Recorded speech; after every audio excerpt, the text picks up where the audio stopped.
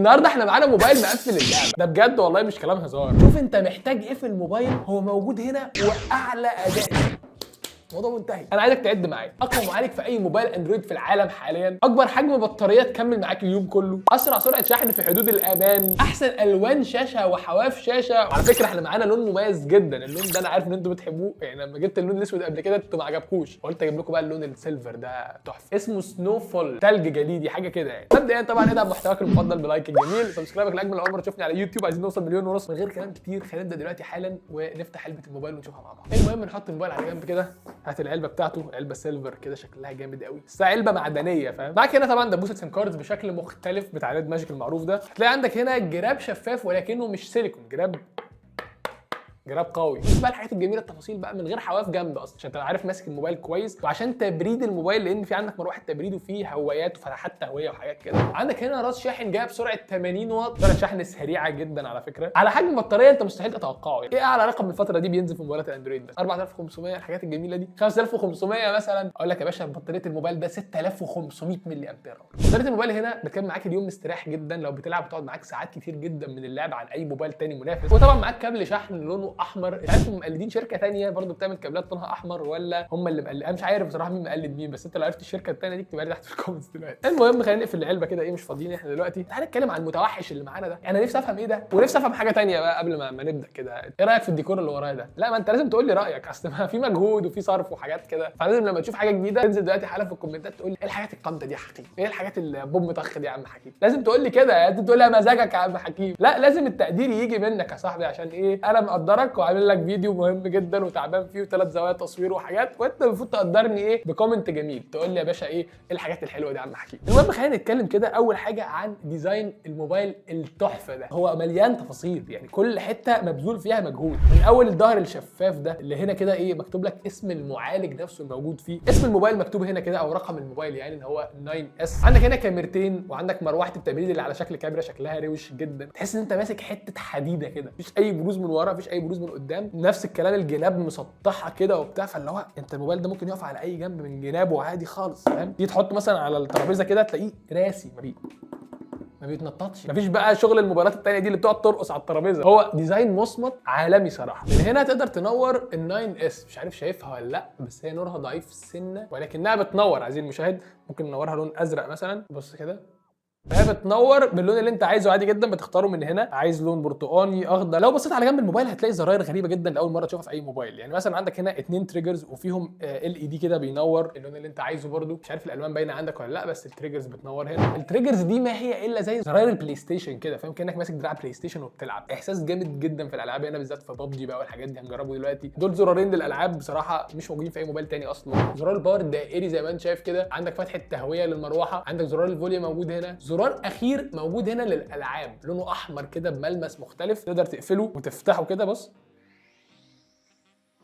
بس بيعمل ايه والنبي؟ كانك داخل على جيمنج كونسول تلعب فاهم، مش موبايل عادي يعني. ممكن تقفله من هنا لما تعوز تخلص العاب. عندك هنا مدخل شحن تايب سي، عندك مكانين للسماعات ستيريو طبعا، مدخل شحن تايب سي، مكان السيم كاردز موجود هنا. لو بنتكلم بقى على الخامات فاهم، يعني ما الخامات ده ايه، ظهر ازاز يا باشا، حواف من المعدن، حاجه يعني مفيش بريميوم اكتر من كده. خلاص قفل اللعبه. بصراحه انا مبسوط جدا، بالنسبه لي ديزاين البتاع ده 10 من 10 ونجمه وقفلت. طبعا لما تبص على الشاشه كده لاول مره تقول لي ايه بقى ده يا عم حكيم، ده سحر ده ولا ايه؟ اعوذ بالله من الشيطان الرجيم، فين الكاميرا يا حكيم؟ اقول لك والله ما فيش كاميرا، بص كده مفيش اي كاميرا. هو الكاميرا موجوده تحت الشاشه طبعا مدفونه، شغاله عادي جدا، يعني مثلا لو قلبت الكاميرا كده اهو الكاميرا شغاله، السيلفي شغال عادي جدا، ولكنه هو يعني بدون مبالغه هو سيلفي تعبان، يعني ما تاخدش سيلفي بالموبايل ده، هو مش معمول للتصوير، هو معمول لواحد راجل جيمر، فانت مش لازم بقى كل شويه تطلع موبايلك وتصور سيلفي، عشان السيلفي هيبقى بهتان جدا ومش احسن حاجه، لان منطقيا كاميرا فوقيها طبقات شاشه كتير فاهم، فتبقى مزغلله كده مش كويسه. مع ان هم قالوا انها اتحسنت، الكاميرا هنا 16 ميجا بكسل، المفروض الوضوح بتاعها اتحسن بنسبه 30% عن الجيل اللي فات. طبعا ده رقم كويس كل حاجه، ولكن هي ستيل بالنسبه للموبايلات الطبيعيه اللي الكاميرا موجوده فعليا هي مش كويسه. حواف الشاشه عامله ازاي بقى، الحواف الصغيره جدا كلها متساويه، الموبايل بجد بديزاين ممتاز. بالنسبه بقى للديسبلاي او الشاشه نفسها، فالشاشه الموجوده هنا دي مسمينها البيست اون ذا ايرث، افضل شاشه موجوده على القاره على الارض. جمله قويه جدا عامه كوصف، يعني بيقول لك كده بيست اون ذا ايرث فاهم، هي احسن شاشه في العالم. طبعا هي شاشه اموليد عادي جدا، الوانها ممتازه، ريفريش ريت عالي 120 هرتز، السكرولنج هنا طبعا عالمي، مفيش بقى حاجه الموبايل ده يعلق معاك او مش عارف ايه، كل حاجه هنا سريعه وصاروخ معاك. معاك مع الالوان الممتازه، الشاشه اللي حجمها كبير، الحواف الصغيره. تجربه استخدام الموبايل ده في الالعاب، في الفرجه على افلام، مسلسلات، فيديوز على يوتيوب والكلام ده، هي الاحسن وسط اي منافس بلا اي نقاش. انت معاك شاشه بدون حواف، قاعد بتتفرج على فيلمك المفضل على كل حجم الشاشه. طبعا الشاشه هنا فول اتش دي بلس، حجمها 6.8 انش، والتاتش سامبلنج ريت هنا 960، رقم كويس جدا للالعاب. بالنسبه للتبريد هنا، فانت عندك مروحه تبريد زي ما قلت لك بتشتغل وانت بتلعب، وممكن تشغلها في اي وقت عادي جدا زي ما انت عايز. والادهى بقى، مش عارف ايه الادهى اللي انا قلتها دي، بس الادهى في الموضوع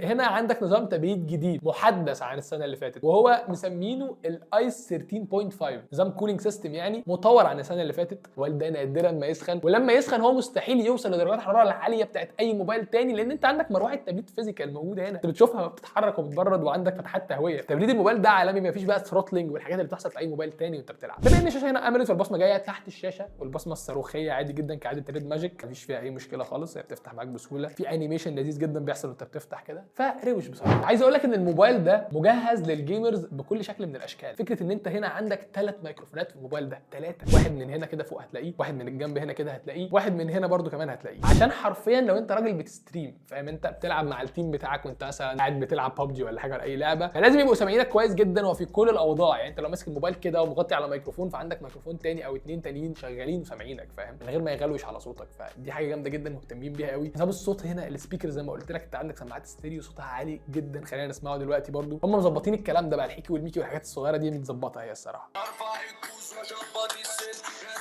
جامد بصراحه. صوت طالع من كل ناحيه كده، بص ممكن اقفل فوق كده، في صوت تحت شغال، تقفل الصوت تحت تلاقي فوق شغال. مبسوط بصراحه بصوت الموبايل، صوته حلو جدا وعالي. برضه هقول لك على حاجه، هو مش انقى صوت وسط المنافسين، يعني في موبايلات تانية صوتها اوضح، ولكن هنا الصوت عالي، صوت عالي تعرف تسمعه وانت بتلعب، تعتمد عليه جدا في ان هو ستيريو، بس هو مش انقى صوت وسط المنافسين كده كده. اجمد حاجه في الموبايل ده وما قلتلكش عليها لحد دلوقتي، هي فكره ان انت عندك هنا مدخل 3.5 مللي للسماعه. ده موبايل فلاج شيب يا جماعه، وهقول لك سعره في اخر الفيديو، هو سعره جامد جدا عامه وسط المنافسين، هو الاقل في السعر. فكره الموبايل نازل في اخر 2024 ونازل بمدخل 3.5 مللي للسماعه، دي حاجه جامده. اداء المعالج بقى اللي قلت لك عليه السناب دراجون 8 جن 3 اللي هو الليدنج فيرجن، مع سوفت وير الريد ماجيك او اس واندرويد 14. عندك هنا كمان تشبايه مخصوصه للالعاب عشان الفريمات العاليه والكلام ده. التشبايه هنا اسمها ريد كور 2 برو. الذاكره الداخليه هنا بتوصل ل 512، عندك نسخه 256 ونسخه 512، ورامات 12 و16 جيجا بايت، رامات عاليه جدا مع ذاكره عاليه جدا. الرامات هنا من النوع LPDDR5X. بما اننا بنتكلم على الاداء والحاجات الجميله دي، خلينا حالا دلوقتي نخش نلعب لعبه ببجي ونشوف ادائها عامل ازاي. طبعا لو وصلت للثانيه دي في الفيديو، فانت اللي تتفرج ده اخويا، اقسم بالله انت اخويا تمام وحبيبي وشقي. بكلمك بجد والله، انا بتبسط لما بلاقي حد بيكمل فيديوهات للاخر، انا بتبسط بده. عشان اعرفكم واحد واحد، كل واحد يوصل للثانيه دي يقول لي انت اخويا حكيم، اي حد يقول لي انت اخويا حكيم هعرف انه وصل للثانيه دي في الفيديو، وبجد والله انت اللي اخويا، اقسم بالله انت اللي اخويا، انا بقول لك يعني. وشكرا جدا لما بتكمل فيديوهات للاخر، والله دي حاجه تبسطني فوق ما تتخيل. وبس يا عم سيبك تكمل باقي الفيديو. اللعبه هنا بتتلعب على اعلى اعدادات في اي موبايل، سموث وفريم ريت الترا اكستريم، اللي هو اوبشن ال 120 الجديد طبعا في ببجي. ممكن تزودها وتقللها براحتك عادي جدا، بس انا هخليها 120 فريم عادي جدا. انت هنا بتلعب على الفريمات العاليه اللي انت عايزها، مفيش اي تضحيه طبعا لان ده موبايل جيمنج، فلازم يكون بيلعب على الفريمات دي. تعال نخش يا باشا بقى نلعب جيم تي دي ام سريع بقى، نودي بقى حاجه من بتوع زمان كده مع التريجرز دول. انا ظابطهم على ده سكوب وده بيضرب نار، هلعب باربع صوابع وبتاع، تحس اني راجل بروفيشنال. يلا بينا. لا فوق بقى، فوق كده. جبته يا ابن اللذينه، قتلني. ماشي ابلع. في واحد من ناحيه ثانيه قتلت صاحبه، قتلني. لا بس تجربه اللعبه حاجه ثانيه يا جدعان بقى، مفيش حاجه اسمها فريمات تقع، مفيش ان انت اللعبه بتلاج معاك، الاوبشنز دي مش موجوده خلاص هنا. ابلع. بص فتحت السكوب وقمت مديله في دماغه على طول. ابلع. ايه 3 كومبو حكيم، ودي يا حكيم بيضرب.